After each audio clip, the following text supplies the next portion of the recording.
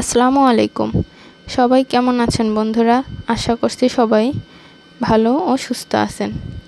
শীত এলেই যেন গ্রাম বাংলার বাতাসে অন্যরকম একটা পিঠে পিঠে সুঘ্রাণ ভেসে আসে। ভোরের কুয়াশা, খেজুর গাছের নিচে পড়ে থাকা শিশির, আর উঠোনের একপাশে জ্বালানো চুলার ধোঁয়া। এই ধোঁয়ার মাঝেই জন্ম নেয় শীতের সবচেয়ে আপন একটা খাবার, ভাপা পিঠে। শীত আসলো আর ভাপা পিঠে হবে না? তা হবে না, তা হবে না। ভাপা পিঠা একটা পিঠা না, এটা আমাদের শৈশব। এটা নানির বাড়ির উঠোনের গল্প। এটা মায়ের হাতের উষ্ণতা। হ্যাঁ, কিন্তু আজকাল অনেক কিছুই বদলে গেছে। শহরের ব্যস্ততম দিন, সময় না পাওয়া মানুষগুলো। তবুও শীত এলেই মনটা খুঁজে বেড়ায় ভাপা পিঠা। কারণ কিছু স্বাদ কখনো ভোলার নয়, কখনো পুরনো হওয়ার নয়। ভাপা পিঠে করার জন্য বেশি কিছু উপকরণের প্রয়োজন হয় না। শুধু চালের গুঁড়ো, গুড়, নারিকেল আর লবণ।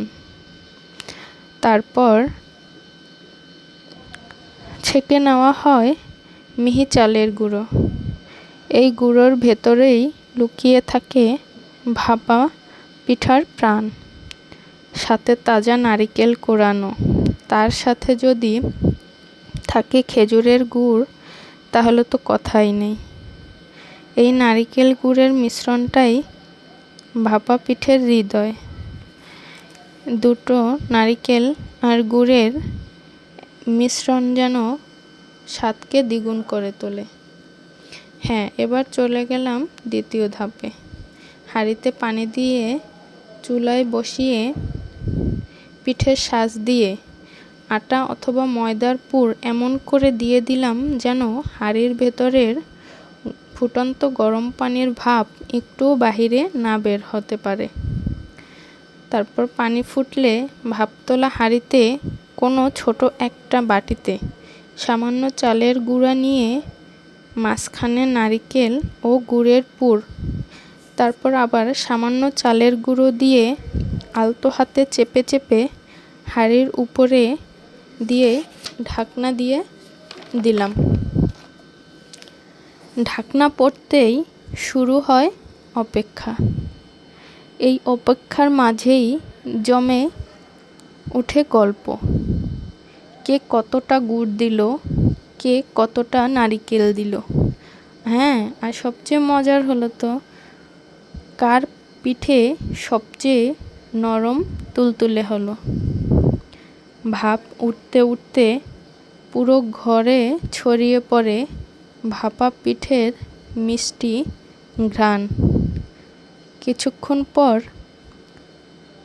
ভাপা পিঠের ঢাকনা খুলতেই দেখা যায় সাদা সাদা নরম তুলতুলে ভাপা পিঠে। এ যেন এক অন্যরকম আনন্দের অনুভূতি। এক কামড় দিলেই মুখে ছড়িয়ে পড়ে শীতের পিঠের আসল স্বাদ। যদি ভিডিওটা ভালো লাগে একটু লাইক, শেয়ার ও সাবস্ক্রাইব করতে ভুলবেন না কিন্তু। আজ এখানেই শেষ করছি। আবার দেখা হবে নতুন কোনো ঘরোয়া গল্পে। আল্লাহ হাফেজ।